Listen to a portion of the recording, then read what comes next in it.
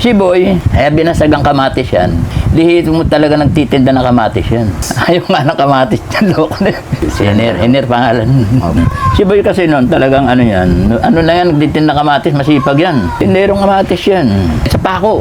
Mga bata pa yun kasi nanay niya talagang ano yun, nagtitinda. Di, eto ngayon, pag may ano sa kanya, di ba, titinda siya, 5, tumpok lang nun eh. Tatawagan ng nanay niyan, Boy, kamatis. Yun. Pag ano may bibili, Boy, kamatis oh. At binabasagan siya ngayon sa pako, Boy, kamatis. Yun, hanggang sa tumanda na siya, dala-dala niya na yun. Hindi na bago yun. Yun talaga yung ano, story nun. Mahilig yan, pag nagagalit yung kumakagat yun. Nagang bibigyan. Ganyan yun. Talaga may sumpong na magagalit yun pagka ano. Tsaka may tapang talaga si Boy. Iba talaga ano nun.